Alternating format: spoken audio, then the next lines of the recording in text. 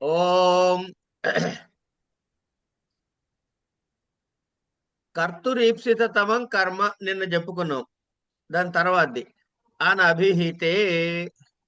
ఇది అధికార సూత్రం అండి. అంటే అభిహితము కానిది మాత్రమే వీటికి ఏం చేస్తాడు, విభక్తులు చెబుతాడు. ఇప్పుడు అనభిహితే. అనభిహితి అంటే ఎట్లా అభిహితం అవుతుంది, అభిహితం ఎప్పుడెప్పుడు అవుతుంది, ఇవన్నీ ఎవరు సత్య.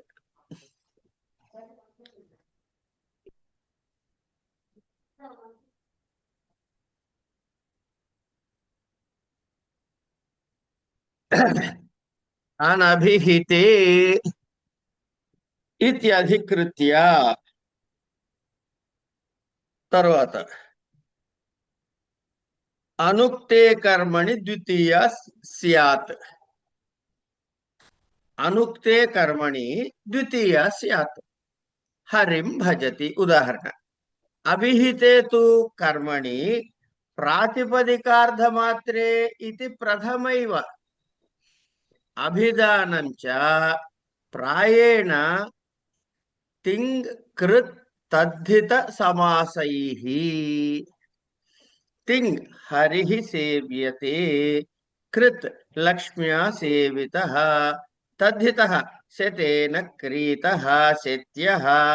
సమాసః ప్రాప్తః ఆనందో యం సః ప్రాప్తానందః. క్వచిన్నిపాతేనాభిధానం యథా వృక్షోపి సంవర్ధ్య స్వయం చేత్తుమసాంప్రతం. సాంప్రతమిత్యస్య హి యుజ్యత ఇత్యర్థః. చాలా కష్టంగా అనిపించింది కదండి ఇది. ఏం లేదు, ఈజీగానే ఉంది. ఏం ఈజీగా ఉందమ్మా, అంత పొడుగు చెప్తే సూత్రం. వృత్తి తింగు కృత్తు వీటి ద్వారా అభిధానం అవుతుంది అని చెప్తున్నారు. తద్దితము, సమాసము, నిపాతము. అవునా? ఇంకేం అంతే. చెప్పారు? ముందు అంతే, చదువుకొస్తే ఇంకేం లేదు. ఇట్లాగే ఉంటుందండి. క్లాస్ లో ముందు చదువుకొచ్చేస్తారు ఆవిడ. ఏం లేదు, ముందేం చదువుకుని రాలేదు, మీరే ముందు చెప్పేశారు అక్కడ యూట్యూబ్ లో. అవునా? అది నా తప్పేనా అయితే? సరే. కర్మణి కర్మణి ద్వితీయ. అనభిహితే అని కదా అధికారం చెప్పాడు. అంటే కర్మ దేని చేతను చెప్పబడకపోతేనే, కర్మ దేని చేత చెప్పబడకపోతే ద్వితీయ విభక్తి వస్తుంది. ఉదాహరణ ఇస్తున్నాడు చూడండి, హరిం భజతి. అంటే హరిని సేవిస్తున్నాడు. అంటే ఇక్కడ ఏమిటి, సేవించటం అనే క్రియకి వ్యాపారం ఏమిటి, హరి.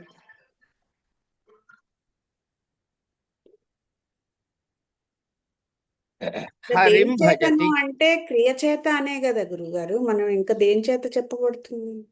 క్రియ చేతే ఉమ్. అని మనం అనుకుంటాం కదా. క్రియతో అంటే ఏంటి అర్థం, తింగ్లనే కదా. తింగ్ ప్రత్యయం కలిసే ధాతువుకి తింగ్ ప్రత్యయాలు కలిస్తేనే కదా క్రియాపదం వచ్చేది ఆ, అవును. కదా. అవును. భజతి ఏదో ధాతు ఉమ్. ఉంటుంది, భజ్జో ఏదో ధాతు ఉంటుంది, దానికి తింగ్ కలిస్తే భజతి అయింది. భూ అనే ధాతు ఉంది, తీ కలిస్తే భవతి అయింది. అవును. ఏంటి, పా ఉంది, ధాతు తీ కలిస్తే పాతి అవుతుంది. ఓకే. ఉమ్. ఇట్లా అంచేత తింగ్ ప్రత్యయం. ఒకప్పుడు కృత్తు ప్రత్యయాలతో కూడా, అందుకే చెప్పి అభిధానం చ ప్రాయేణ. అంటే ప్రాయేణ అంటే జనరల్ గా అని, ఆ. జనరల్ గా సాధారణంగా. ఉమ్. ఉమ్. ప్రాయః. సారీ. అంచేత ఇది ఏమవుతుంది ఇక్కడ, హరిం భజతి అంటే భజ అనే ధాతు ఉందండి. దానికి సంతుష్టి అనుకూలం ఏమిటి, తృప్తి ఎందుకు కలుగుతుంది అంటే పూజాధికం, పూజాది వ్యాపారం. అంచేత కర్తలోని పూజాది వ్యాపారానికి ఏంటి ప్రయోజనము అంటే హరి యందు ఉంటాం. అందుకని కర్తురీప్సిత కర్మ అనే చేత హరి శబ్దాన్ని కర్మతో వచ్చేసింది.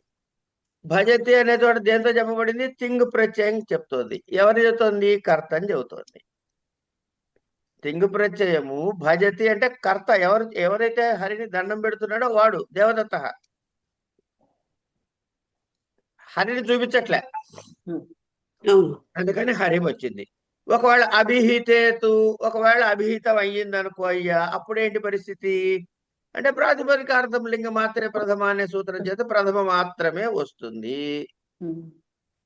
అభిధానంచ అంటే కర్మ ఎప్పుడు చెప్పబడుతుంది అంటే ప్రాయేణ, అంటే జనరల్ గా, ఇంకా ఎక్సెప్షన్స్ ఉండొచ్చు అనమాట. ప్రాయేణ సారీ తింగ్ కృత్ తద్ధిత సమాసై. కృత్ ప్రాతిపదిక ఎట్లా వస్తుందండి? కృతద్ధిత సమాసాశ్చ అంటంగా ప్రాతిపదికి. ఆ మూడు అలా ఉంచుకోండి, ఒక సైడ్ తింగు పెట్టండి. ఏమండి?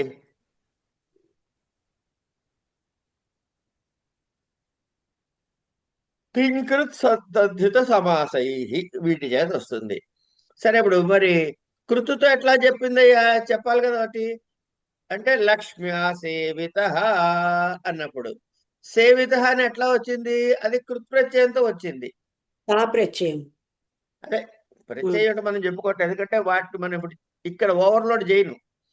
ఒక ప్రత్యయం వస్తుంది అంతవరకే. ఒక కృత్ ప్రత్యయం రావడం ద్వారా, తానే వచ్చిన ద్వారా అక్కడ ఏమైంది? అది కర్తగా మారింది. లక్ష్మ్యా సేవిత అంటే సేవిత అంటే సేవించబడుతున్నవాడు. ఎవరితో? లక్ష్మితోటి. ఇక్కడ ఏమైంది? ఈ కర్మార్థకం కర్మ, ఈ తా ప్రత్యయం కర్మార్థకం కృత్ ప్రత్యయం అండి. అంచేత ఈ తాతో ఏం చెబుతుంది? కర్మ అని చెబుతుంది. కనుక లక్ష్మ్యా సేవిత. ఎవరు? హరిహి. అందుకే ఏం చెప్పారు? హరిహి సేవ్యతే.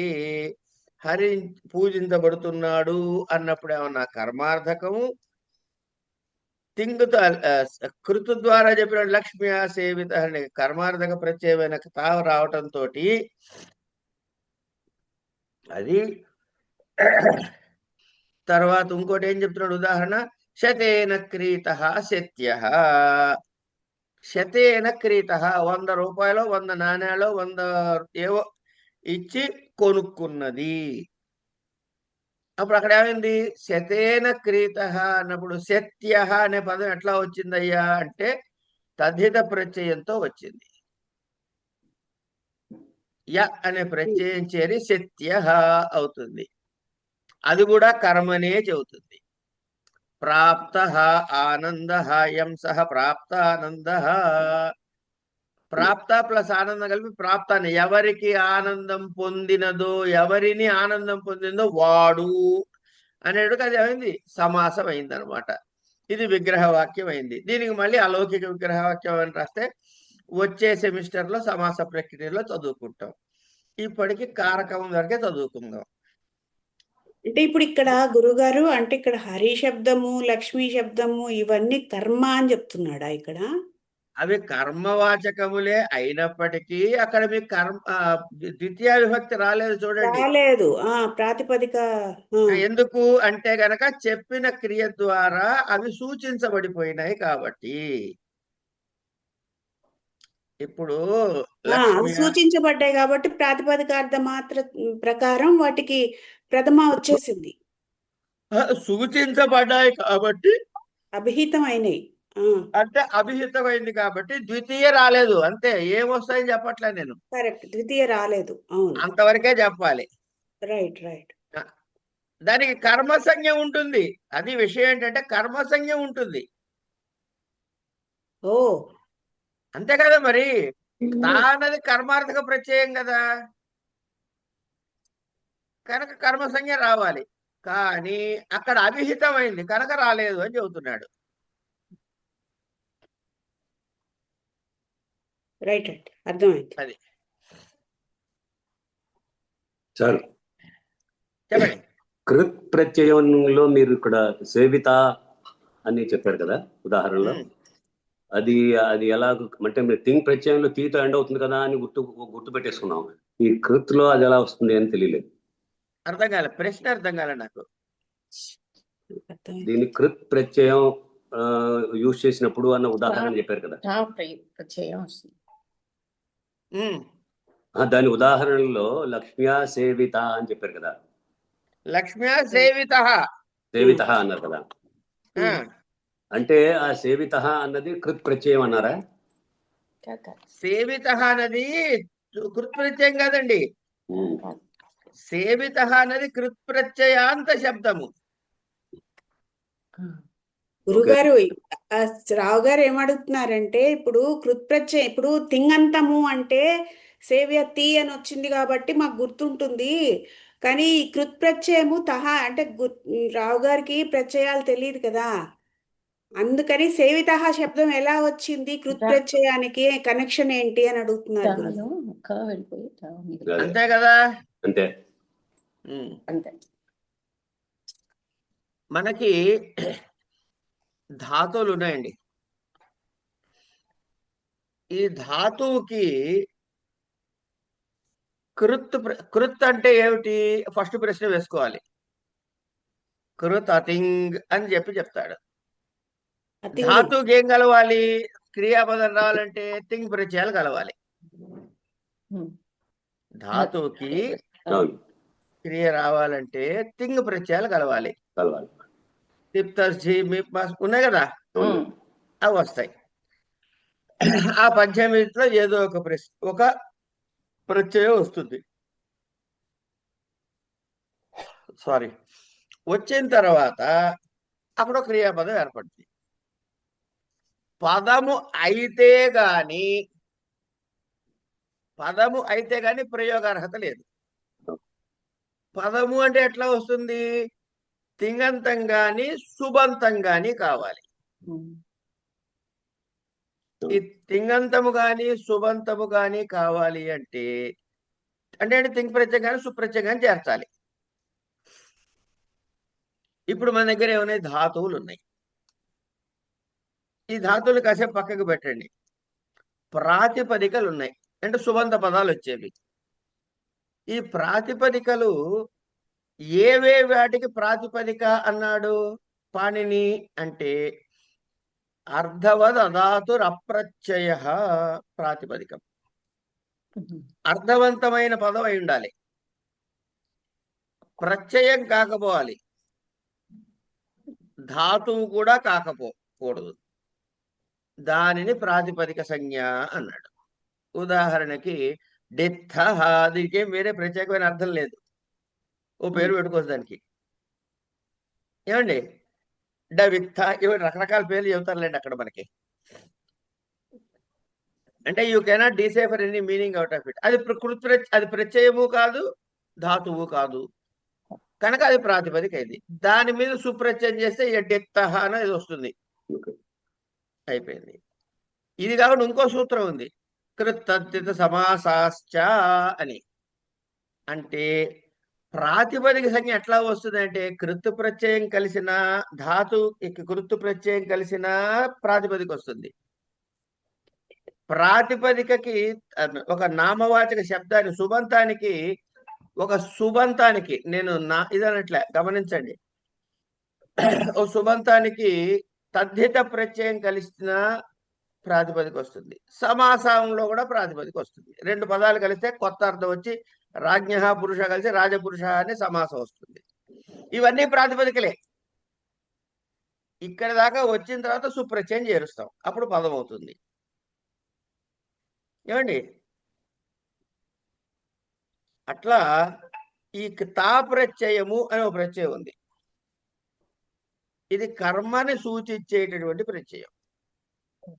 ఏమండి, సాధారణంగా కృతు ప్రత్యయాలన్నీ కూడాను కర్తని సూచిస్తాయి.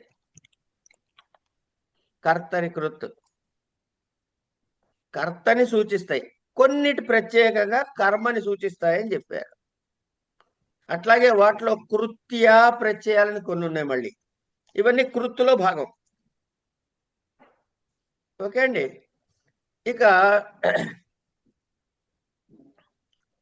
దాన్ని ఏమంటారు, తృచ్ అనే ఒక ప్రత్యయం ఉందనుకోండి. తృచ్, ఇది ఒక కృతు ప్రత్యయమే. ఏమొస్తుంది?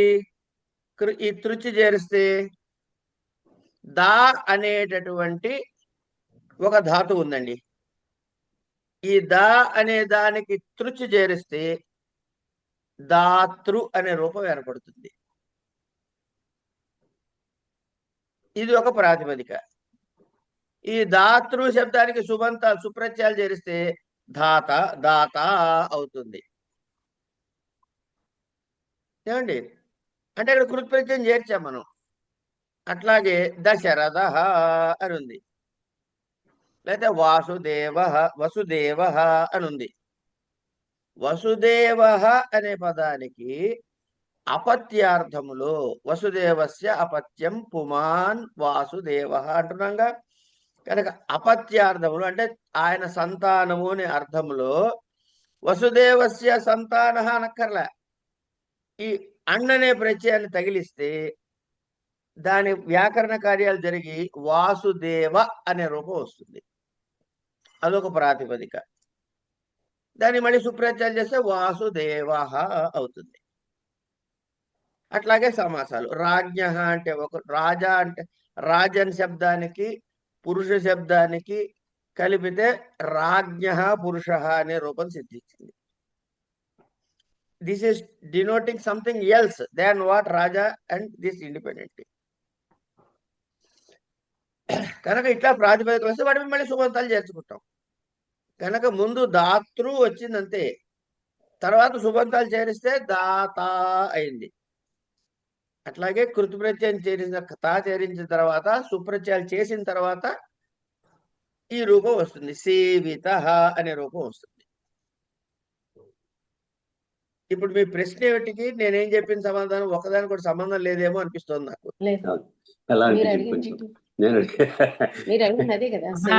రావు గారు ఏం అడిగారో నాకు అర్థమైందండి. ఏంటంటే ఇప్పుడు చివరిన తీ వస్తే మనం తిగంతం అని గుర్తు పెట్టుకుంటున్నాము. అలాగా దీనికి కూడా చివరన ఒక ఐడెంటిఫై చేయడానికి ఇది తాప్రత్యయం అని ఏదైనా గుర్తుందా అని అడుగుతున్నారు, అంతే కదండి? కృత్ అన్నది ఎక్కడ ఇందులో అనిపించట్లేదు, కానీ సేవిత ఎలా వచ్చేసింది అని.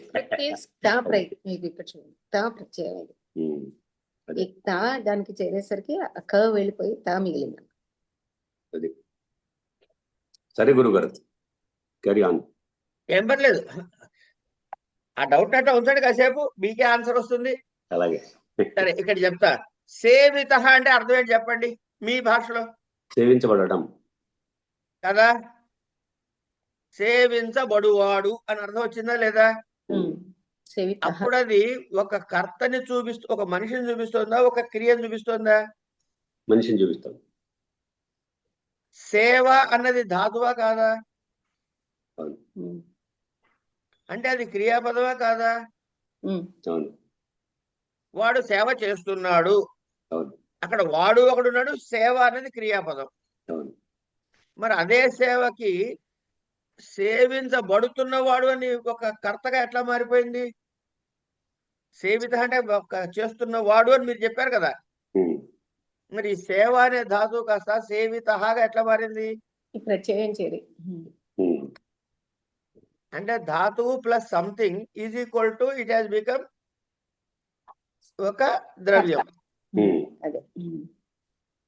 అంటే కర్మ ఏదో అయింది. అంటే నాకు గుర్తు పెట్టుకోవడానికి అడుగుతున్నా, అంటే ప్యాసివ్ వాయిస్ లో చెప్తే అది కృత్ ప్రత్యయం అవుతుందా? అలా ఏం లేదు. ఈ కృతు ప్రత్యయాలు తద్ధిత ప్రత్యయాలు చూసారండి. పాణిని గారి వ్యాకరణంలో 3, 4, 5 అధ్యాయాలు మొత్తం ఈ ప్రత్యయాలే. అందులో 3వ అధ్యాయంలో ధాతువు మీద వచ్చే ప్రత్యయాలన్నీ చెప్పాడు. 4, 5లో తద్ధితల మీద వచ్చే ప్రత్యయాలన్నీ చెప్పాడు. ఒకటి ఇక్కడ కాంప్లికేషన్ ఎక్కడ వస్తుందంటే మీకు ఒకటి, సరే ఈ కృత్ ప్రత్యయాలు పక్కకు పెట్టండి, దాన్ని ధాతువు చేయటం అంటే కృత్ ప్రత్యయం మీద ఏమండి, కృత్ ప్రత్యయం మీద కృత్ ప్రత్యయం ఏటా పిచ్చి మాట, ధాతువు మీద ఒక కృత్ ప్రత్యయం చేరిస్తే ఏమొచ్చింది మీకు? ప్రాతిపదిక వచ్చింది. అంటే ఒక క్రియాపదం రావాల్సిన దాన్ని నామినేటివ్ గా కేసుగా మార్చేసాం, వెర్బ్ని కదా. ఇది ఒకటి. ఇది కాకుండా కొత్త ధాతువుని క్రియేట్ చేయొచ్చు ఈ కృతు ప్రత్యయాలతో. ఎట్లా? పఠ్ అనే ధాతువు ఉందనుకోండి, దాని మీద ఒక కృతు ప్రత్యయం చేరిస్తే అవి ఏమిటో నేను ఇప్పుడు చెప్పను మీకు, కృతులు చెప్పుకుందాం. ఒక కృతు ప్రత్యయం చేరిస్తే పాఠ్ అనే ధాతువు వస్తుంది. ఏమండి? పట్టు వేరు, పాఠు వేరు. పఠ్ అనే ధాతువేమో ధాతు రూపాల్లో చెప్పాడు, పాణిని చెప్పిన లిస్ట్ లో ఉంది. పాఠ్ అన్నది మనం డిరైవ్ చేసిన ధాతువు. ఇప్పుడు ఒక పట్టు ధాతువుని పట్టుకుంటే మీకు ఎన్ని డెరివేటివ్స్ వస్తాయి చూసుకోండి అక్కడ. సో డిరైవ్డ్ ధాతువులు బోలెడు అయిపోయింది. సో ఈ ధాతువు మీద కృతు ప్రత్యయం చేరిస్తే it can either become a ప్రాతిపదిక ఆర్ బికమ్ ఎనదర్ ధాతు. ఇక్కడ చెప్పింది ఏమిటి? ఇక్కడ ధాతువులు క్రియ అయితే సరే, ధాతువు అయితే సరే, ఒకవేళ అదే ప్రాతిపదిక అయితే అది ఏ ప్రాతిపదిక అవుతుంది? కర్మని సూచించే కర్మార్థకమా కర్తార్థకమా అని మళ్ళీ క్లాసిఫై అవుతాయి. అంచేత కృతు ప్రత్యయాలు చదవటం చాలా జాగ్రత్తగా చదువుకోవాలన్నమాట. ఆ ప్రకరణం సపరేట్ గా చదువుకోవాలి మనం. ఇవన్నీ చదవడానికి ముందు మనకేం రావాలి అంటే అత్సందులు రావాలి. అల్సందులు రాబోయినా పర్లే, అత్సందులు రావాలి. అలాగే శబ్దాధికారం రావాలి. అంటే ఏ అంతమునకు ఏవి కలిస్తే ఎలా వస్తాయి అని చెప్పి రూపసిద్ధికి. ఇవన్నీ ఒక సైడ్ ఆఫ్ స్టెప్స్.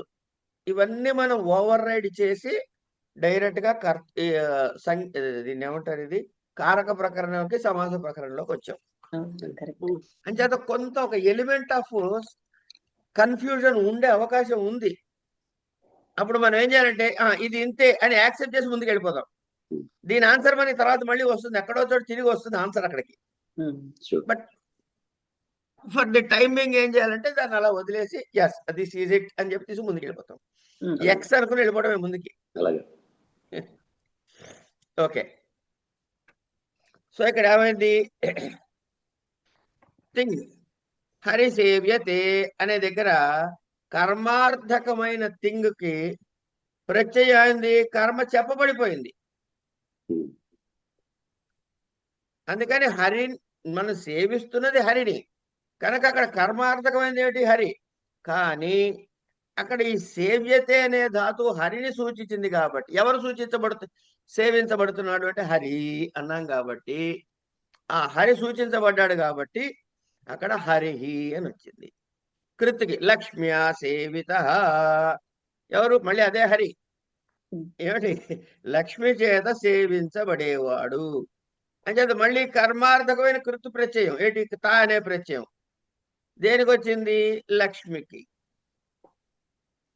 ఈ లక్ష్మిని లక్ష్మీ రూపమైన కర్మని చెప్పబడుతోంది.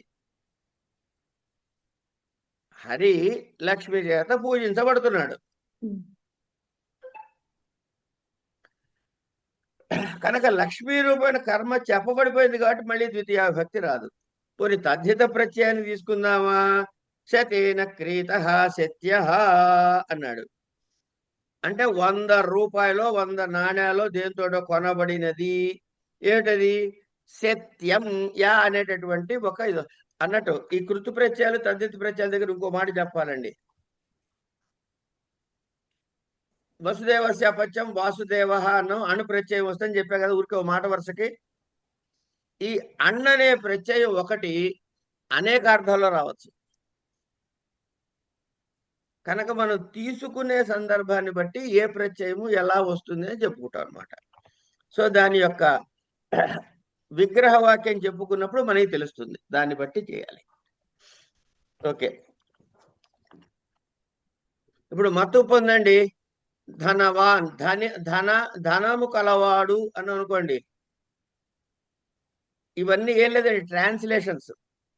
వీఆర్ ట్రాన్స్లేటింగ్ ఇంటూ వ్యాకరణ లాంగ్వేజ్. అది సూత్రం అనుకోకండి. ఇప్పుడు చూడండి, వసుదేవస్య అపత్యం వాసుదేవ అయింది కదా. వసుదేవ ఒకటి తీసుకున్నాం. అపత్యం పుమాన్ అనే ఈ వర్డ్ ని దేంతో రీప్లేస్ చేస్తున్నాము? అన్ అనే దాంతో రీప్లేస్ చేస్తున్నాం. అంచేత తద్ధిత ప్రత్యయము అంటే ఏంటండి? ఈ తద్ధితాన్ని 2 ముక్కలు చేయండి ఒకసారి రావు గారు. తద్ తత్ హితం హితం. అంతే. ఆ వసుదేవుడికి సంబంధించిన వాడు అని చెప్తున్నాడు. తత్ హితం, అందుకని తద్ధితమైంది. అది చెప్పే ప్రత్యయం కాబట్టి తద్ధిత ప్రత్యయం అన్నాం. అంతే. సరే. అంచేత ఇక్కడ 100 రూపాయలు 100 నాణ్యాలతో కొనబడినది అని అనుకోండి. ఏమిటి? ఏదో గుర్రానో లేకపోతే ఏదో వస్తువును కొన్నాం, మనకి ఏం నచ్చింది ఏదో కొనుక్కున్నాం. ఇక్కడ ఏమైంది? ఈ తద్ధిత ప్రత్యయము యత్ అనే ప్రత్యయము దేన్ని సూచిస్తుంది? అశ్వరూపమైన కర్మని చెబుతుంది. కానీ దానికి ద్వితీయ విభక్తి రాదు. ఎందుకు? వందించి కొనుక్కున్నది ఏమిటి? నీకు ఈప్సితమైనది గుర్రం, కానీ గుర్రం. అందుకని ఏమన్నారు? సత్యాక్రీత సత్య అశ్వ. ఇక సమాసం ప్రాప్త ఆనంద. ప్రాప్త ఆనంద, ప్రాప్తానంద. ఇక్కడ సమాసం అవుతుంది. అంటే ఏమిటి? ప్రాప్త ఆనంద యం సహ ప్రాప్తానంద దేవదత్త. ఏమండి? అంటే ఏంటి? ప్రాప్త ఆనంద యం అంటే ఎవరిని ఆనందము ప్రాప్తించినదు. అంటే నాకు ఆనందం ప్రాప్తించింది కనుక నేను ప్రాప్తానందుండి. ఎవరు? దేవదత్త. అంటే అది దేవదత్త అనే శబ్దానికి దేవదత్త అది కర్మ సమాసం చేత చెప్పబడిపోయింది. వీడేనండి పొందినవాడు అని. అందుకని వాడికి అక్కడ మళ్ళీ ద్వితీయ రాదు. ఇప్పుడు ఏం చెప్పాడు ఇక్కడ ముందు సూత్రంలో ఏం చెప్పాడు? ఒక్కసారి చూడండి మళ్ళీ. అభిధానం ప్రాయ సమాచారం ఎక్కడండి? అభిధానం ప్రాయేణ అంటే జనరల్ గా అన్నాడు. కనుక జనరల్ గా లేని ఒక ఎక్సెప్షన్ కూడా మీకు ఇవ్వాలి కదా. జనరల్ గా ఏమేం చెప్పాడు? తింగు చెప్పాడు, కృతద్ధిత సమాసాలు చెప్పాడు జనరల్ గా. ఎక్సెప్షనల్ గా ఏమి చెప్పాడు? క్వచిత్ నిపాతేనాభిధానం అన్నాడు. అంటే ఒక్కొక్కప్పుడు నిపాత చేత కూడా, నిపాత అంటే తెచ్చిపెట్టుకున్నది అనమాట. ఈ నిపాతకు ఉదాహరణ ఏమిస్తున్నాడు అంటే నిపాత చేత కూడా కర్మ అభిహితమయ్యే అవకాశం ఉంది. ఎట్లా? విషవృక్షోపి. ఈ వాక్యాన్ని చూడండి. విషవృక్షోపి సంవర్ధ్య స్వయం ఛేత్తుం అసాంప్రతం. నువ్వు పెంచిన విషముక్కే ఉండొచ్చుగాక. విషముక్కైనప్పటికీ సంవర్ధ్య దాన్ని పెంచి పోషించి పెద్ద చేసిన తర్వాత స్వయం ఛేత్తుం నీ అంతటి నువ్వే దాన్ని నరికేయటం అనేది అసాంప్రతం. అంటే కూడని పని, చెయ్యకూడదు, బాగుండదు, తప్పు కదా, మీ ఇష్టం వచ్చింది చెప్పుకోండి. అక్కడ అది యోగ్యము కాదు. అసాంప్రతం అంటే యోగ్యము కానిది అని. ఇక్కడ ఏమైంది? విషవృక్ష అపి అనేది దేంతో సూచించబడింది? అసాంప్రతం అనే పదంతో అన్వయిస్తోంది.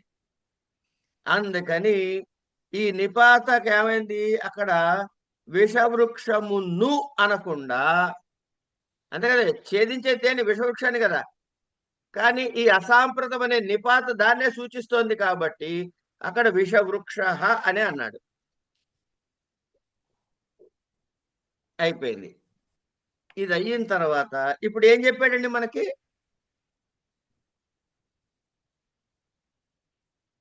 ఇప్పుడు ఏం చెప్పాడు? ప్రాతిపదిక దేనికి వస్తుందో చెప్పాడు. అవి వచ్చేటటువంటి దేనికి రాదో కూడా చెప్పాడు కదండి.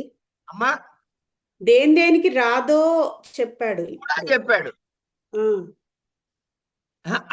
అనభిహితే అన్నాడు కాబట్టి అభిహితం ఎప్పుడవుతుందో కూడా చెప్పాడు. అభిహితం ఆయన ఎప్పుడవుతుందో చెప్పాడు ఇక్కడ. దేనిని అభిహితము అంటారు, లేదా దేని ద్వారా అభిహితము కాగలదు అని చెప్పాడు. కరెక్ట్.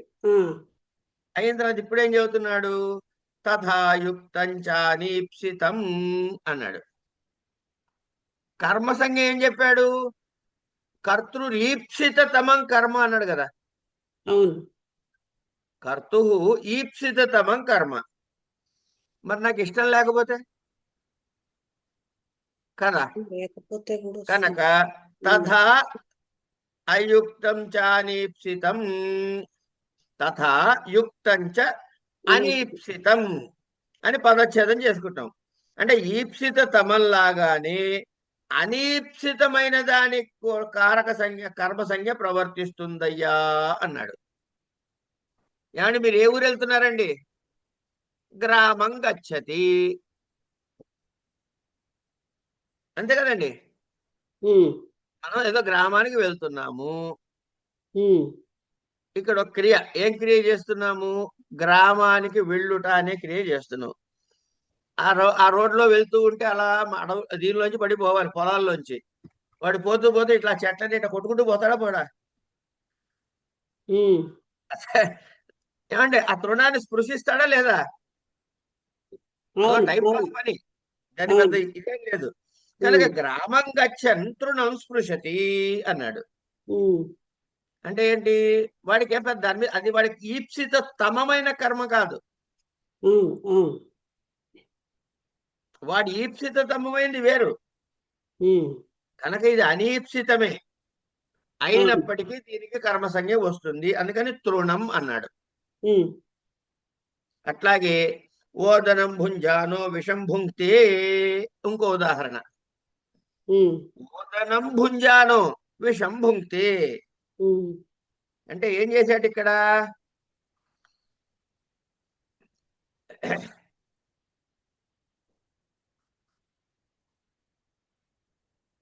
అన్నంతో పాటు విషం తినేశాడా? వస్తున్నా అక్కడికే. ఈ విషం భుంక్తే ఉంది కదండి, వీడి విషం ఇష్టమా? తింటాం లేదు. లేదు. వీడికి తినాల్సింది ఏమిటి? ఇష్టమైంది ఏమిటి? ఈప్సిత్వం ఏమిటి? భోజనం, అన్నం. సపోజింగ్ ఊరికే ఉదాహరణకండి, మనం అర్థం చేసుకోవడానికి చెప్తున్నా. ఎవడైనా విషం తింటాడా? తినడు. కనుక మనం ఏం చేద్దాం అంటే ఒకటి జైల్లో పెడదాం. ఆ రాజుగారితో ఏం చేద్దాం అంటే వాడికి అన్నంలో విషం కల్పించి పెట్టిద్దాం. ఇప్పుడు వాడికి అది ఈప్సితమా అనీప్సితమా? విషం అనీప్సితమే. అనీప్సితమే. తినాల్సింది అన్నం, వాడికి ఈప్సితం అన్నం. ఈ అనీప్సితానికి కూడా కర్మ సంజ్ఞ వస్తుంది. అందుకని ఏమొచ్చింది అక్కడ? ఓదనం భుంజానో విషం భుంక్తే, విషమును తింటున్నాడు అని చెప్పు. ఓకేనమ్మా. తర్వాత అకథితంచ,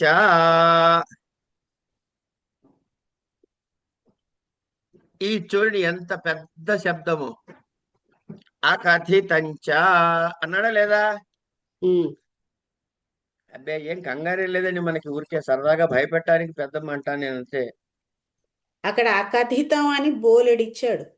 వస్తున్నా తల్లి, బోలెడు ఇవ్వలే, బోలెడు ఇవ్వలే, బోలెడు తగ్గించాడు. ఇప్పుడు అకథితంచ అంటే అర్థం ఏమిటి? చెప్పబడనిది. దేనితో చెప్పబడనిది? అపాదానాది విశేషైరవివీక్షితం కారకం కర్మ సంజ్ఞం స్యాత్ అన్నాడు. అంటే అపాదానాది విశేషణాలతో ఏ కారకమైతే చెప్పబడదో అది కర్మ సంజ్ఞ కలిగినది అవుతుందయ్యా అన్నాడు. ఇప్పుడు ఏ ధాతువుని తీసుకోవాలి మనం అంటే ప్రపంచంలోని అన్ని ధాతువులు తీసుకోవాలి, అంతే కదండి. మరి మీకు వచ్చే ధాతువులు, మీరు సృష్టించుకున్న ధాతువులు, ఎన్ని ధాతువులు వస్తాయి? అవన్నీ అఖరితమేగా మరి. అవును. మన అలా బెదిరించకుండా పాడిని ఏం చేశారంటే దుహ్యాచ పచ్చ దండ రుధి ప్రచ్ అవును చూసారా ఈ లిస్టు, అవును. ఇవి మాత్రమే తీసుకోమన్నాడు. ఓ కనుక ఇప్పుడు అకథితం చేతలో ఉన్నటువంటి ఆ 16 కోట్ల ఎన్ని ధాతువులు 16,000 ఎన్నో రకాలైన ధాతువుల్లోంచి వీటికి రెస్ట్రిక్ట్ చేసి మని రక్షించారు. ఎన్నిట దుహ్ అన్నాడు చూడండి, కింద చూడండి ఎన్ని ఉన్నాయి తెలుసా మీకు? తుహు యాచు పచ్చు దండు 16 రుతు గురుగారు. ఎందుకు 16 షోడశ లెక్క పెట్టారా? ఉమ్, లెక్క పెట్టారండి? ఉమ్. వృత్తి చదవండి ఒకసారి. దుహాదీనాం ద్వాదశానాం యతీనాం ద్వాదశానాం. ద్వాదశానాం అన్నాడుగా 12. అవి 12. 12. ఓహో 12. తర్వాత తథా ప్రభృతీనాం చతుర్నాం ఆహా. అవి 4. ఆహా. అవి 4. అట్లా ఈ కర్మణ యద్యుజ్యతే తదేవాకథితం కర్మేతి పరిగణనం కర్తవ్యమిత్యర్థ. అయ్యా వీటితో ఉన్న వాటినే తీసుకోవాలి. ఇప్పుడు మనకి ఎగ్జాంపుల్స్ ఇవ్వాలండి. 16. 16 అది కలిపావమ్మా, ఆపావా? అది నొక్కు, అది నల్లది నొక్కు. చాలు వదిలేయ్. రైట్. కనుక ఇప్పుడు వరుసగా 16 ఇస్తాడు. అంచేత ఇంత పొడుగ్గా ఉంది సూత్రం అనుకోవచ్చా ఇంకా మనం? దుహ్ దుహ్ గాం దోగ్ధి పయః, గోవును పితుకుతున్నాడు. దుహ్యతి అంటే తర్వాత దుహ్ తర్వాత ఏమిటి? యాచ్ బలిం యాచతే వసుధాం. వసుధాం. బలిం యాచతే వసుధాం. తర్వాత దుహ్ యాత్ యాచ్ తర్వాత పచ్ దండ్ రుధిర్ ఇవి ఇట్లా వచ్చాయి కదా. బలిం యాచతే యాచ్ అయిపోయింది. అవినీతం వినయం యాచతే ఇంకో ఉదాహరణ ఇచ్చాడు. ఇది కూడా ఇక్కడ యాచ. బలిని యాచించడం కాదు, ఎవడైతే వినయం లేనివాడో వాడి నుంచి వినయాన్ని అర్థిస్తున్నాడు అని దానికి కూడా రెండో ఉదాహరణ. తర్వాత పచ్ తండులా నోదనం పచతి. తండులా నోదనం పచతి. ఏమండి? దండ్ గర్గాన్ శతం దండయతి. తర్వాత రుధిర్ గర్గాన్ అంటే ఏంటి గురుగారు? గర్గుల నుండి. గర్గ సంబంధమైన వాళ్ళు గర్గులు. ఓ గర్గుల నుండి. మనకి ఎక్కడ పోయినా అండి వ్యాకరణం మొత్తంలో కృష్ణుడు, హరి, విష్ణువు, దేవదత్తుడు. దేవదత్తుడు అనేది కామన్ నౌన్. గర్గులు, దేవదత్తుడు, విష్ణుదత్తుడు, యజ్ఞదత్తుడు ఈ పేర్లు అనమాట. ఎక్కడ వాడుకోవాలంటే వాడుకుంటాం. వీళ్ళందరూ ఎక్స్లు. X why Z. అది గర్గ మహర్షి గురించి ఇది. గర్గులు వాళ్ళ వంశం. ముందు చదివేద్దాం, తర్వాత అర్థాల్లోకి వద్దాం. వ్రజం అనురుణుద్ధిగాం మానవకం పంధానం పృచ్ఛతి వృక్షమవచినోతి ఫలాని చి మానవకం ధర్మం బ్రూతే శాస్తి వా శతం జయతి దేవదత్తం సుధాం క్షీరనిధిం మధ్నాతి దేవదత్తం శతం ముష్ణాతి గ్రామమజాం నయతి హరతి కర్షతి వహతి వా. అంటే ఏంటి? గ్రామమజాం నయతి, గ్రామమజాం హరతి, జ్ఞామమజాం కర్షతి అట్లా అనమాట. అర్ధ నిబంధేయం సంజ్ఞా బలిం భిక్షతే వసుధాం మానవకం ధర్మం భాషతే అభిధత్తే వక్తి ఇత్యాది. తర్వాత ఇందులో ఏమన్నాడు? కారకం అన్నది. కారకం కిం మానవకస్య పితరం పంధానం పృచ్ఛతి అకర్మక ధాతు విర్యోగే దేశః కాలో భావో గంతవ్యాద్ధోచ కర్మ సంజ్ఞక ఇది వాచ్యం. ఇదొక దాన్ని ఏమంటారు? వార్తికం. కుర్రూన్ స్వపితి మాషమాస్తే గోదోహమాస్తే క్రోషమాస్తే. ఇదండి ఈ సూత్రం యొక్క తాత్పర్యం. చెప్పేసుకున్నాం కానీ సరే.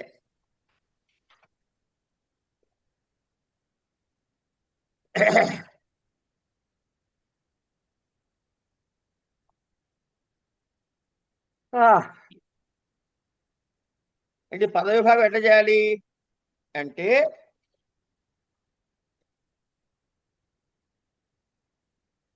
దుహ్ యాచ్ పచ్ దండ్ రుద్ధ్ ప్రచ్చి చి బ్రూ తర్వాత శాసు జి మత్ ముష్ అనే 12 ధాతువులు, తర్వాత నీ హృ కృష్ వహ్ అనే 4 ధాతువులు. ఈ మొత్తం ధాతువులతో కర్మ ఏది సంబంధం కలిగి ఉంటుందో అవే అకథితము అని చెప్పుకోమన్నాడు. అయిపోయింది. ఇప్పుడు వరుసగా వద్దాం. ఇక్కడ వార్తికం ఏంటి? అకర్మక ధాతు వినియోగే దేశ కాలో భావో గంతవ్యోధ్వాచ కర్మ సంజ్ఞక ఇది వాచ్యం. తర్వాత చెప్పుకున్నది.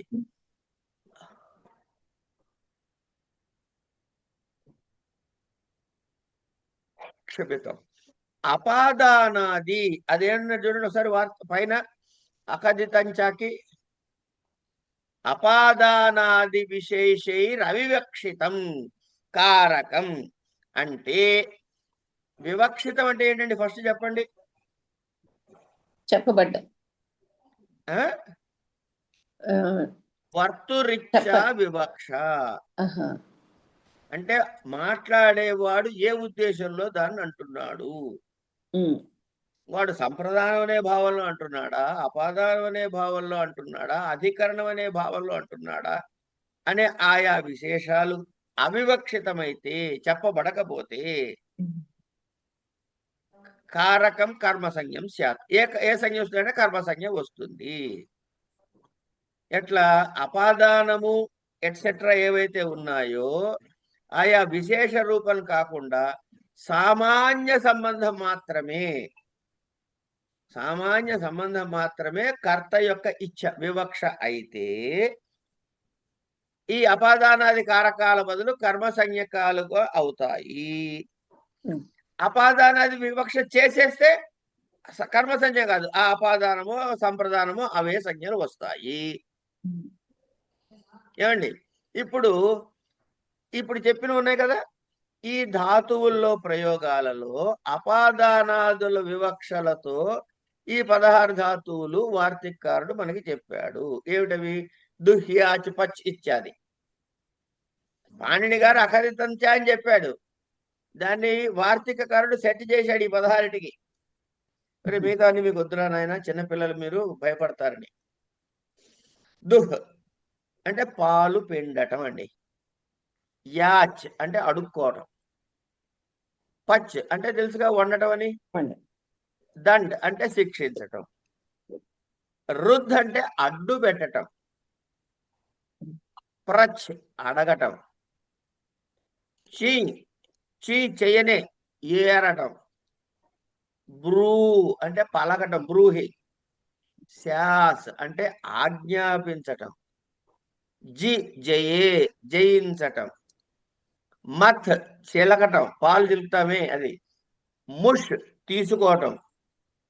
కృష్ గుంజుకోవటం, అందుకే కృష్ణుడు ఆకర్షతీతి కృష్ణ. వహ్ మోసుకొని పోవటం.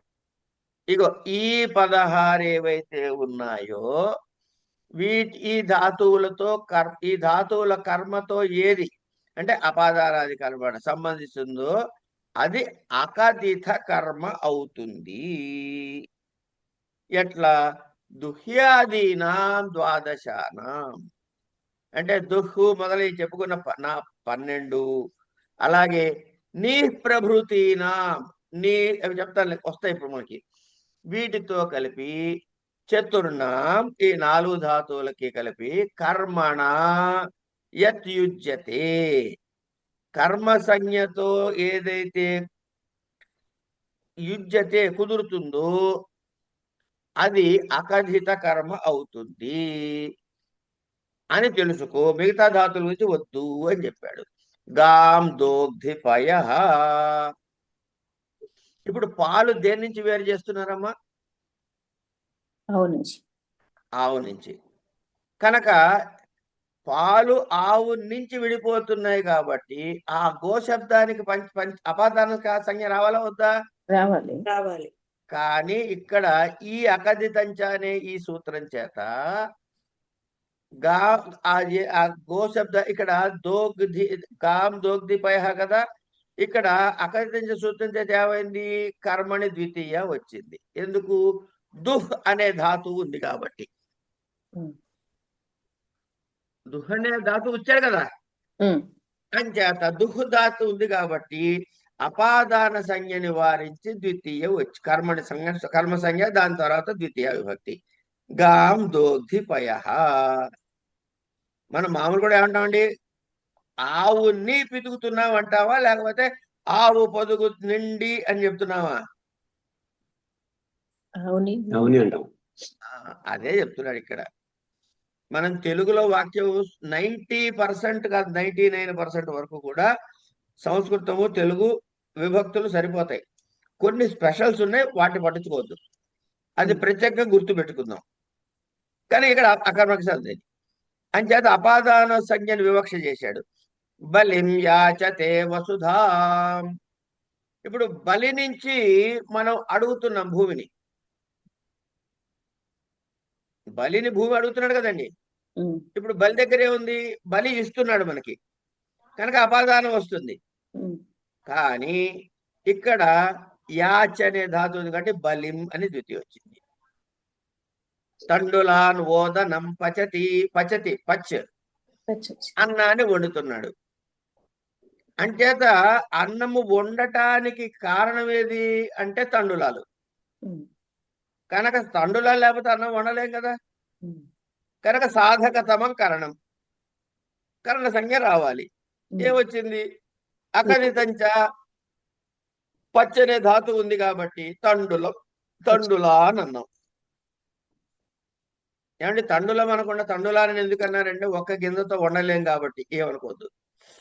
గర్గాన్ శతం దండయతి అంటే ఏంటి? గర్గుల నుండి అంటే గర్గ సంబంధమైన వాళ్ళ నుండి 100 రూపాయలు జుర్మానాగా వసూలు చేశాడనమాట. అంటే ఇప్పుడు డబ్బులు ఎవడిస్తాడు? గర్గులు ఇస్తారు. కానీ ఇక్కడ దండ అనేది ఉందిగా ధాతువు, అందుకని చెప్పి గర్గానని అపాదానాన్ని వివక్షితం చేయకపోవటం వల్ల కర్మ సంజ్ఞ వచ్చింది. అట్లాగే వ్రజం అవరుణుద్ధిగాం అన్నాడు.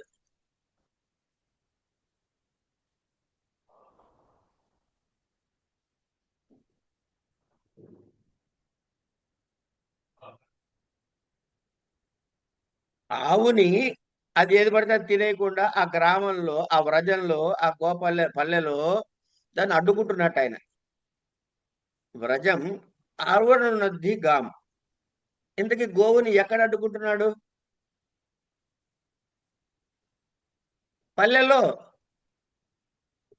పల్లెనందు అడ్డుకుంటున్నాడు. ఇప్పుడు ఆవు ఎక్కడుంది? పల్లెలో ఉంది. అంచేత సప్తమి రావాలి అధికరణ సంఖ్యతో. ఆ, కానీ వివక్ష ఏం చేశాడు?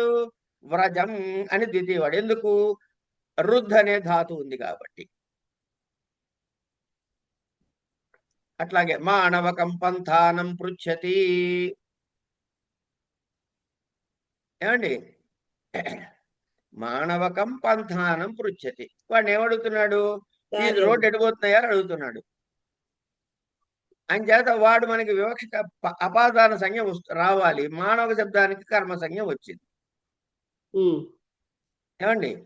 వృక్షం అవచినోత్తి ఫలాని. కోయుట, చెట్ట నుంచి పళ్ళని కోయుట చి. చి.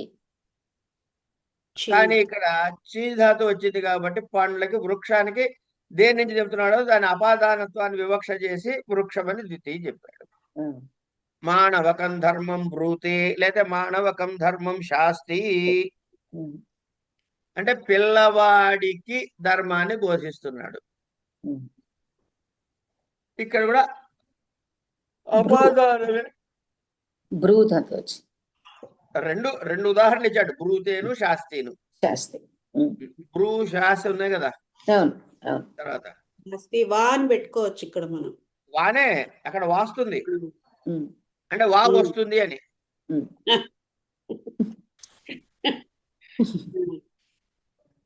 సరే, సుధాం క్షీర నిధిం మధ్నాతి. ఆ, మధ్ అమృతాన్ని చిలుకుతున్నాడు, ఉమ్, కనుక ఏమిటవుతుంది? అది దాని నుంచి మనం అది ఇవ్వబడుతోంది. ఉమ్, సంప్రదానాన్ని తీసేసి క్షీరనిధి అంటే దాని పేరేది, సముద్రం, పాల సముద్రం. ఉమ్, కర్మ సంజ్ఞలు సుధాం క్షీరనిధిం మథనాతి, ఉమ్, దేవదత్తం శతం ఉష్ణాతి అంటే దొంగిలిస్తున్నాడు. ఉమ్, ఇట్లాగే హరతి, కర్షతి, వహతి ఇవి వాడాం మనం ఇక్కడ. గ్రామం అజాం నయతి, మేకను ఊర్లోకి తీసుకుపోతున్నాడు. ఊరులోనికి కాబట్టి అధికరణ సంజ్ఞ రావాలి, కాబట్టి గ్రామ సంజ్ఞానికి ద్వితీయం ఇచ్చాడు. ఇలాగే పైన ఇంకేమన్నాడు చూడండి ఒకసారి. ఇక్కడ దాకా అయిన తర్వాత దేవత గ్రామం నైతి, హరతి, కర్షతి, వహతి వా అయిపోయింది. అర్థ నిబంధనేయం సంజ్ఞ. తర్వాత బలిం భిక్షతే వసుధాం. వద్దాం అక్కడికి. ఉమ్. అంటే యాచ ధాతు బదులు భిక్ష. వస్తున్నాం. దుహు యాచు అనే పదహారే కాకుండా వాటి అర్థాలు కూడా వాట క్రియ హరతి, కర్షతి, వహతి అనే క్రియలతో కూడా గ్రామ శబ్దాల్లో ఇదే అధికరణం కాకుండా గ్రామ శబ్దానికి వస్తే వరుస చెప్పేశాడు. అర్థ నిబంధనేనా అంటే ఈ 16 ధాతువులే కాక అర్థ నిబంధనేనా అన్నాడు. కాబట్టి వాటి అర్థాలు కలిగిన ధాతువులు ప్రయోగించినప్పుడు కూడా ఇయం సంజ్ఞ, ఈ సంజ్ఞ వర్తిస్తుంది. అందుకే బలిం యాచతే వసుధాం బదులు అడుక్కుంటున్నాడు అనేది అనుకోండి, భిక్షతే ఉందిగా. కనుక ఈ భిక్ష ధాతు 16 లిస్టులో లేకపోయినా యాచనే ధాతు అర్థం కలిగిన ధాతు అర్థం కదా దీనికి కూడా. కనుక అక్కడ అపాదానత్వాన్ని వివక్ష కానందున బలి శబ్దాన్ని కర్మ సంజ్ఞ ఇచ్చాడు. అట్లాగే మానవకం ధర్మం భాషతే, అభిధత్తే అంటే ధర్మాన్ని చెబుతున్నాడు. లేకపోతే ఇప్పుడు ఈ ఏమన్నాడు, భాషతే లేదా అభిధత్తే అన్నాడు. అంటే ఈ భాషు అభిధ అనే ధాతువులు ఏవైతే ఉన్నాయో అది బ్రూయి అనే ధాతువుకే సంబంధించిందేగా. అవును. అందుకని వాటికి కూడా వస్తాయ్యా అన్నాడు. కారకం కిం, ఈ సూత్రం చేత కారకానికే కర్మ సంజ్ఞ ఎందుకు చెప్పాడు? కారకానికే చెప్పాడు, మిగతా వాడికి చెప్పలే. ఎందుకు చెప్పలేదు? అది ఉండాల్సిన అవసరం ఏమిటి అంటే దాని యొక్క దళ సార్థక్యం ఏమిటి అంటే మానవకస్య పిత్తరం పంథానం పృచ్చతి అంటే పిల్లవాడి తండ్రిని, మానవకం కాదు పిల్లవాడి తండ్రిని అడుగుతున్నాడు వీడిక్కడ. మానవకస్య పితరం పంథానం పృచ్చతి. ఏమండి ఇక్కడ ఏమంది? పిల్లవాడిని అడగట్ల, పిల్లవాడి నాన్నని అడుగుతున్నాడు. మానవకం కాదు మానవకస్య పితరం. పితరం ఏమండి? ఇప్పుడు మానవకస్య పితరం అన్నప్పుడు మానవకస్య అంటే ఏ విభక్తి? షష్ఠి. దానికి కారక సంజ్ఞ ఉందా? లేదు. అందుకని మానవకుడికి ద్వితీయ రాదు. ఎందుకంటే కారకాన్ని అది ఇచ్చేసి ఇవ్వాలి, వివక్ష చేసి కదా ఇవ్వాలి మనకి. కరెక్ట్. ఇక్కడ షష్ఠి అన్నది శేషే షష్ఠి కనుక ఇక్కడ దీనికి కారక సంజ్ఞ లేదు. కారక సంజ్ఞ మిగతా వాటికి 6టికే ఉంది, 7 దానికి లేదు. అందుకని ఇక్కడ మానవ శబ్దానికి ద్వితీయ రాలేదు. అయిపోయింది. అట్లాగే అకర్మక ధాతుభి, అకర్మక ధాతువులతో సంబంధం ఉన్నప్పుడు దేశ కాల భావ అధ్వ, ఈ దేశ కాల భావ అధ్వ ఈ 4 వాటికి కూడా కర్మ సంజ్ఞ వస్తుంది అని చెప్పాడు. అంటే ఇది వార్తికల్లో వస్తుంది మీకు. ఇది ఎందుకు ధాతువులు రెండు రకాలు మీకు తెలుసు కదా, అకర్మకాలు సకర్మకాలు. ఉమ్, అంటే ఫల వ్యాపారములు ఉమ్, ఒకరి యందే ఉంటే ఉమ్, అది అకర్మక ధాతువులు అనుకోండి. అంటే ఒక ధాతువుకి రెండు ఉంటాయి, ఫలము వ్యాపారము. వ్యాపారము అంటే కోర్స్ ఆఫ్ యాక్షన్, ఫలము అంటే the purpose of action, result. Result.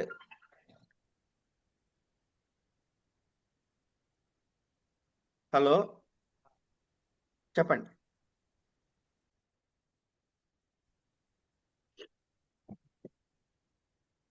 కనుక ఇప్పుడు భూసత్తాయాం అని ఉందనుకోండి, ఇక్కడ ఏమైంది? ఉండుట. ఎవరున్నారు? వాడే. కనుక ఫలము వ్యాపారము రెండు కలిసి అక్కడే ఉన్నాయి, అంచేత అకర్మక ధాతువు అయింది. అంటే ఫలం ఒక చోట, దాని తాలూకు వ్యాపారం ఇంకో చోట ఉందనుకోండి, అది సకర్మకం అవుతుంది. కనుక ఫల వ్యధికరణ వ్యాపార వాచకత్వం సకర్మకత్వం అని ఒక స్టేట్మెంట్ చెప్తూ ఉంటారు పెద్దలు. పచ్చ అనే ధాతు ఉందనుకోండి, వ్యాపారం ఏమిటి? చైత్రులో ఉంది, అది వండాల్సిన ప్రక్రియ అంతా చైత్రుడు చేస్తాడు. ఫలం ఎక్కడుంది? వేరే చోట ఉంది, తండులాల్లో ఉంది. కనుక అది సకర్మక ధాతువు. ఇలా ఈ అకర్మక ధాతువులతో సంబంధం ఉన్నప్పుడు, అకర్మక ధాతువులతో సంబంధం ఉన్నప్పుడు ఎట్లాంటి సందర్భాల్లో? దేశ కాల భావ అధ్వ. అధ్వ అంటే వెళ్లాల్సిన మార్గం అనమాట. బోధించే పదాలు కర్మ సంజ్ఞని పొందుతాయి అని వార్తికం. ఇప్పుడు స్వప, అస అనేవి అకర్మక ధాతువులు. ఉదాహరణకి కురూన్ స్వపితి అన్నాడు. అంటే ఈ కురూన్ అంటే కురుదేశము వాళ్ళు, కురుదేశము అని. ఈ కురు అనే శబ్దము ఏ శబ్దం అది? దేశవాచక శబ్దం. ఏమండి? అట్లాగే కురూన్ స్వపితి, అప్పుడు ఏమైంది? ఇక్కడ దేన్ని బోధిస్తుంది? స్వప అనే ధాతువు అకర్మక ధాతువు కాబట్టి, దానితో సంబంధం ఉంది కాబట్టి, ఈ కురు శబ్దానికి, దేశవాచక శబ్దానికి ద్వితీయ విభక్తి వచ్చింది. కారక విభక్తి వచ్చి ద్వితీయ విభక్తి, కర్మ సంజ్ఞ వచ్చి ద్వితీయ విభక్తి వచ్చింది. స్వప్ అంటే ఏంటి గురుగారు? స్వపితి ఏంటి? నిద్రపోవడమా? ఓహో, నిద్రపోవడం. ఓకే, చెప్తున్నాం. సరే సరే. ఓకే. అప్పుడప్పుడు క్లాసులో మనం చేసే మన జన్మ హక్కు ఏదైతే ఉందో అదే స్వప్నధాతు. ఏమండి? అసధాతు ఉండుట.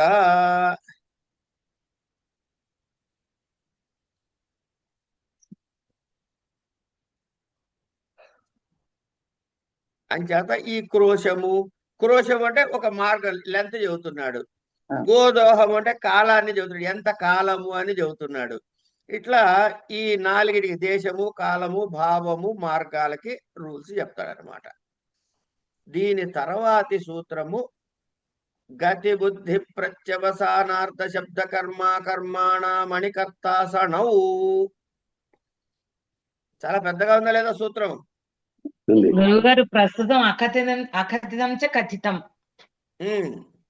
ఇదానీం అకథితం చ కథితం. అదే ఆ తర్వాత అర్థం కాక మేధ మధితం.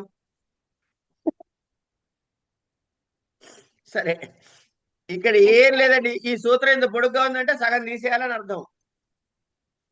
ఏమేమిటవి? గతి, గతి, బుద్ధి, బుద్ధి, ప్రత్యవసాన, ప్రత్యవసానార్థ, సమానార్థ, శబ్ద కర్మ, అకర్మాణం. అక్కడ వరకు ఓ పక్కకి తీసి పక్కకు పెట్టండి. ఈ సందర్భాల్లో అన్నాడు అణికర్త సణౌ. నా ప్రత్యయం, నీ ప్రత్యయం. అణికర్త సరణవు అన్నాడు. ఇది చెప్పడానికి ముందు ఒక విషయం చెప్పాలి. ఈ అణికర్త ఏమిటి అంటే, కర్తని కాసేపు వదిలేసేయండి. ఇక్కడ సరే, ముందు ఇది చదివేద్దాం. గతి బుద్ధి ప్రత్యక్ష గత్యర్థానాం శబ్దకర్మాణం అకర్మాణం చ నౌ యః కర్త సహ నౌ కర్మ స్యాత్. అయిన తర్వాత ఒక శ్లోకం ఇస్తాడు చూడండి. శత్రూనగమయత్ స్వర్గం వేదార్థం స్వాన వేదయత్ ఆశయాచామృతం దేవాన్ వేదమధ్వాపయద్విధిం ఆశయః సలిలే పృథివీం యస్సమే శ్రీహరిర్గతిః. అయిపోయిందండి. ఈ శ్లోకాన్ని బైహార్ట్ చేసేస్తే ఇందులో కావాల్సిన ఉదాహరణలన్నీ వచ్చేస్తాయి అన్నమాట. ఇవన్నీ ఉదాహరణలు. వెళ్దాం ముందుకు వెళ్దాం. గతి ఇత్యాది కిం పాచయత్యోదనం దేవదత్తేన అన్యంతానాం కిం గమయతి దేవదత్తో యజ్ఞదత్తం తమపరః ప్రయుక్తే గమయతి దేవదత్తేన యజ్ఞదత్వం విష్ణుమిత్రః. ఇవి ఉదాహరణలండి. దీనిలో మీకు వార్తికాలు ఉన్నాయి. ఎన్ని? ఒక 60 వార్తికాలు ఉంటాయి. నీవహోర్న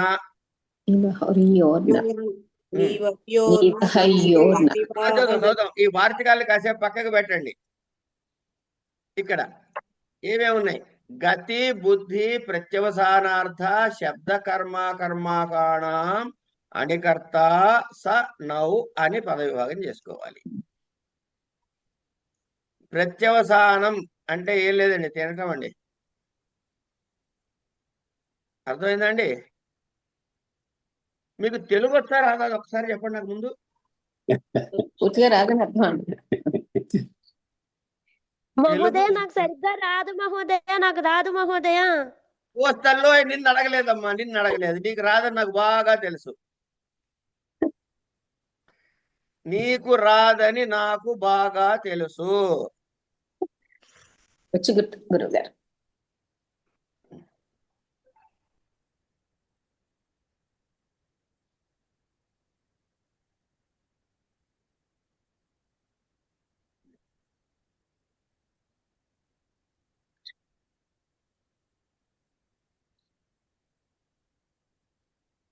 స్క్రీన్ మీద ఏం కనబడుతోందండి?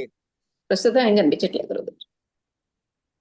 ఇప్పుడు ఏం కనబడుతోంది? రాముడు పుస్తకం చదువుతున్నాడు గురువు గారు. ఇదేగా మనం అంటాం. అవును. ఇప్పుడు రాముడు పుస్తకము చదువుతున్నాడు. అందులో రాముడు ఎవరు? కర్త. పుస్తకం కర్మ. చదువుతున్నాడు క్రియ. ఇది అయిపోయింది. ఇప్పుడు వాళ్ళ నాన్నగారు చదివిస్తున్నాడు అనుకోండి, అప్పుడు ఏమంటారు మీరు తెలుగులో చెప్పండి వాక్యం. రాముడి యొక్క తండ్రి అంత చెప్తా, మీరు మామూలుగా మాట్లాడండి అమ్మా. కాదు, తండ్రి రాముడిని పుస్తకం చదివిస్తున్నాడు. అంతే.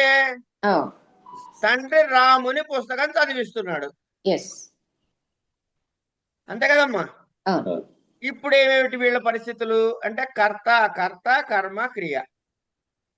ఇప్పుడు పైన వాక్యంలోను కింద వాక్యంలో కర్మ అనే పుస్తకం ఏమన్నా మార్పు ఉందా? లేదు. పైన చదువుతున్నాడు అంటే ఆ కర్తే చేస్తున్నాడు ఆ పని. కింద వాక్యంలో వేరే వాడు చేయిస్తున్నాడు. అంతే కదా. చదువు అనేదానికి చదివించు అని చెప్తున్నాం ఇక్కడ మనం. ఇప్పుడు మీరు ఏం చెప్పారు? ఒక్క నిమిషం ఆగండి. పైన రాముడు ఏమిటి? పైన రాముడు పుస్తకం చదువుతున్నాడు దగ్గర రాముడు ఎవరు? కర్త. అయిపోయిందండి. కర్మ ఏమిటి? కర్మ పుస్తకం అయింది అక్కడ. క్రియ చదవడం, చదువుతున్నాడు. ఈ క్రియ ఏ విధంగా మారింది కింద? చదివిస్తున్నాడు. అంటే చదువు కాస్త చదివించు అయింది. ఏమండి? అంటే పఠ కాస్త పాఠయతి అయినట్టు. పఠతి కాస్త పాఠయతి అన్నట్టు అయింది. అంతే కదా మారింది. ఇప్పుడు పఠధాతు పఠతి కాస్త పాఠయతి ఎట్లా అయింది అంటే నిత్య అనే ఓ ప్రత్యయం చేరిస్తే మారింది. ఇప్పుడు చదువుతున్నాడు అనేది నిత్య చేర్చినదా నిత్య చేర్చనిదా? చదివిస్తున్నాడు అనేది నిత్య చేర్చినదా చేర్చనిదా? చేర్చినది. సో పైన ఏమందాం, ఏ ధాతు అందాం దాన్ని? అనిజంతము. అక్కడ చూడద్దు, అక్కడే చూడదు, ఇక్కడే చూసి చెప్పండి. ఇది ఇది నిజంతము, నిజంతమా అనిజంతమా? ఇది కిందది నిజంతము, పైది అనిజంతం. అంతే. ఓహో, అనిజంతం. నిశ్చిత. కిందది నిజంతమే కదా. అవునవును, అనిజం కనుక దాని పైది నిజంతము కాదు. కానిది. నిజంతము కాదు అంటే అనిజంతము అందాం.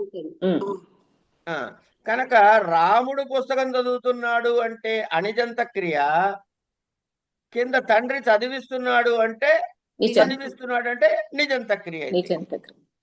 ఇప్పుడు రాముడిని ఏం చేశారు చెప్పండి. ఇక్కడ కర్త చేశారు. కర్తే, రెండు కింద కర్తే. తండ్రి రాముని చదివిస్తు, గురుగారు మళ్ళీ మాట్లాడుతూ ఒక్క నిమిషంలో. అవును, కర్తే, రెండు కర్త కదా. రెండూ కర్తలే, కానీ రాముని ఏ విభక్తిలో రాశారు చెప్పండి.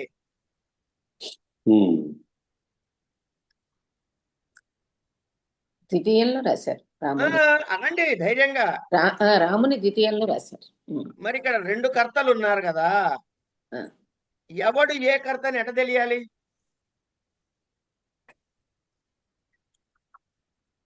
ఇప్పుడు మీరు ఎంఏ కట్టడానికి నేను ప్రేరకుణ్ణి అనుకోండి కాసేపు. నేనేమిటవుతాను? ప్రేరకుణ్ణి అవుతా. అప్పుడు మీరేమవుతారు? ప్రేరేపింపబడిన వాళ్ళు అవుతారు. అవును. కనుక ఇప్పుడు పుస్తకం చదివించటం అనే దగ్గర ప్రధాన కర్త, ప్రయోజకము ఎవరు చేస్తున్నాడు? తండ్రి చేస్తున్నాడు. అప్పుడు రాముడు అవుతాడు, ప్రయోజ్యుడు అవుతాడు. కనుక ఈ కర్త, రాముడు కర్త, తండ్రి కర్త అనే దాన్ని గుర్తుపట్టడానికి తండ్రిని ఏమన్నా ప్రయోజక కర్త అందాం, రాముడిని ప్రయోజ్య కర్త అందాం. ఏమండి? ఇప్పుడు మళ్ళీ దీన్ని ట్రాన్స్లేట్ చేయండి మీరు భాషలోకి. ఇప్పుడు దీన్ని టెక్నికల్ గా చెప్పాలి. ఎవరు చెబుతారు? కృష్ణవేణి గారు మీరు చెప్పండి. చెప్పండి. అనిజంతమైన, చెప్పండి. అనిజంతమైన వాక్యములో కర్త, కర్త నిజంత వాక్యములో ఏమిటవుతున్నాడు? ప్రయోజ్యకర్త అవుతున్నాడు. కాదు, ఏ విభక్తి వస్తుంది? ఏ సంజ్ఞ వస్తుంది అక్కడ? కర్మ సంజ్ఞ వచ్చి కర్మ సంజ్ఞ వచ్చింది కదా. ఇప్పుడు మళ్ళీ ఇదే స్టేట్మెంట్ మళ్ళీ చెప్పండి ఒకసారి. అనిజంతమైన వాక్యములో కర్త నిజంత వాక్యములో ప్రయోజ్యకర్త అయి కర్మ సంజ్ఞ ప్రాప్తిస్తోంది, పొందుతున్నాడు. ఇటు వద్దాం ఇప్పుడు. దేవదత్త గ్రామం గచ్చతి. ఇప్పుడు చెప్పండి, కర్త కర్మ క్రియ. దేవదత్తుడు కర్త, గ్రామం కర్మ క్రియ, అది గచ్చతి. ఇప్పుడు దీన్ని కాసేపు విష్ణుదత్త అందాం. ఆయన ప్రేరేపిస్తున్నాడు అనుకుందాం దేవదత్తుడిని. వాక్యం ఏమిటవుతుంది? ఈ గచ్చతి క్రియ ఏమవుతుంది?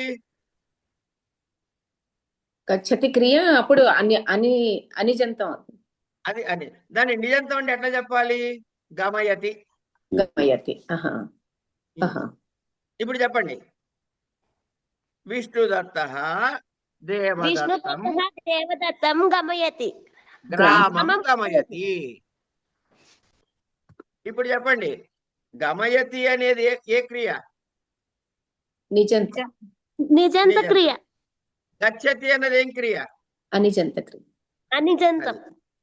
ఇప్పుడు వీళ్ళకి ఏమేమి పేర్లు పెట్టాలి? విష్ణుదత్త దేవదత్తం గ్రామం గమయతి దగ్గర కర్త కర్త కర్మ క్రియ. విష్ణుదత్తుడు ప్రయోజకకర్త, దేవదత్తుడు ప్రయోజ్యకర్త. అంతే. ఇప్పుడు అందుకని ద్వితీయ విభక్తి వచ్చింది. చెప్పండి. ఇప్పుడు చెప్పండి, నిజంతము అనిజంతము కర్త కర్త కర్మ అట్లా ఆ వాక్యంలో చెప్పండి. అనిజంత వాక్యంలో గచ్చతి దేవదత్త కర్త. దేవదత్తుడు వద్దు, గచ్చతి వద్దు. అనిజంత క్రియలో కర్త నిజంత క్రియకి వచ్చేసరికి ప్రయోజ్యకర్త, ప్రయోజ్యకర్త అయ్యి కర్మ, అదే మన కర్మ సంజ్ఞ. కర్మ సంజ్ఞ వస్తుంది. అంతే కదా. అంతే. ఇప్పుడు నేను ఏం చెప్పాలంటే మీకు ఈ సూత్రంలో ఒకసారి సూత్రం తీయండి. ఇప్పుడు అన్నీ తెలిసి నా చేత చెప్పిస్తారు మీరు, అదే నా ఇది.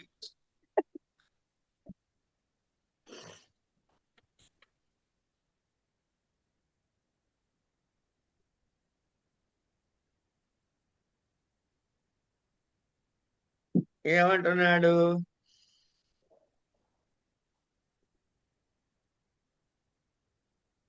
అణౌకర్త అణికర్త.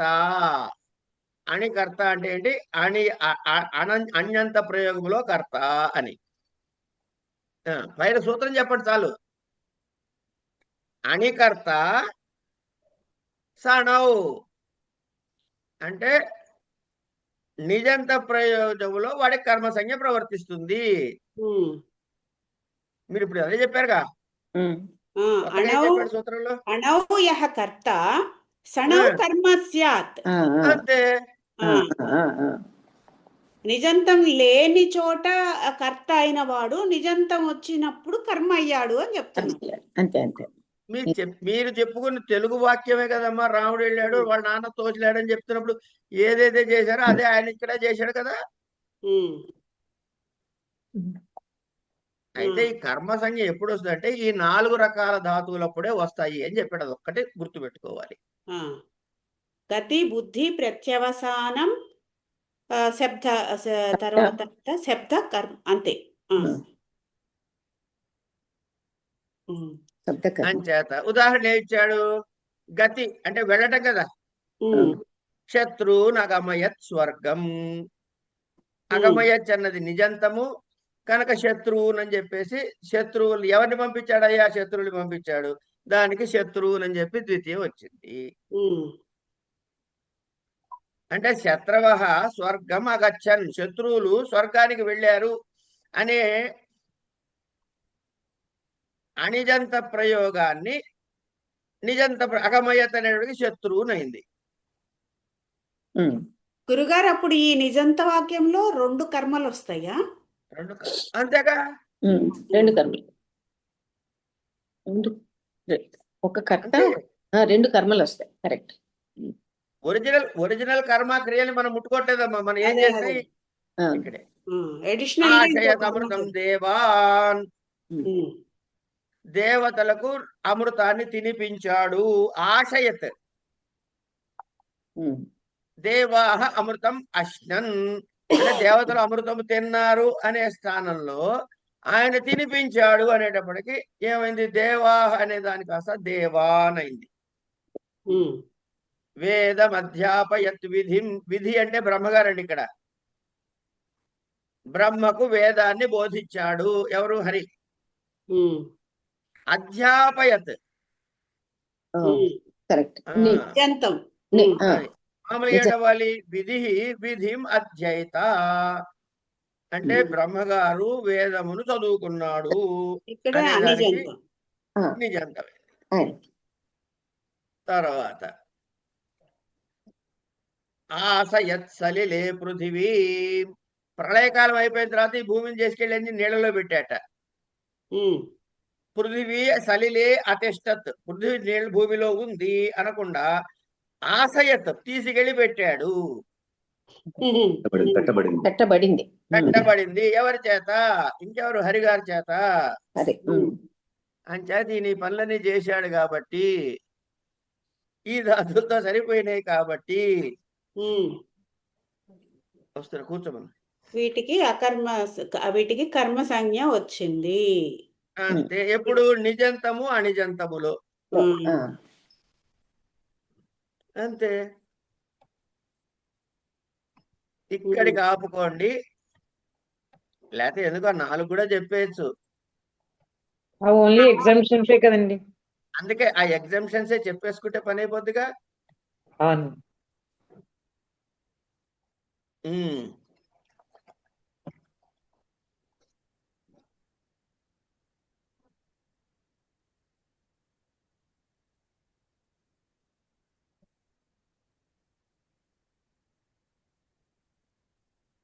ఇప్పుడు ఎన్ని చెప్పారమ్మా పైన?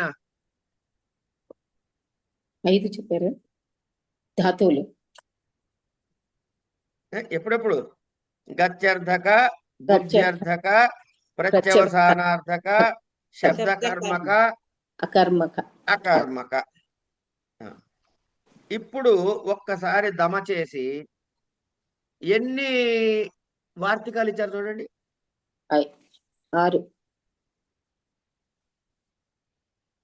వార్తకాలు. 3, 4, 5, 6, 7. 7 ఉన్నాయండి. అవును. ఈ వార్తికాలు రేపు చెప్పుకుందానండి. 9 అయిపోయింది కదా, స్కూల్కి పోవాలి నేను కూడా. సరే సరే. బడికి పోవలే.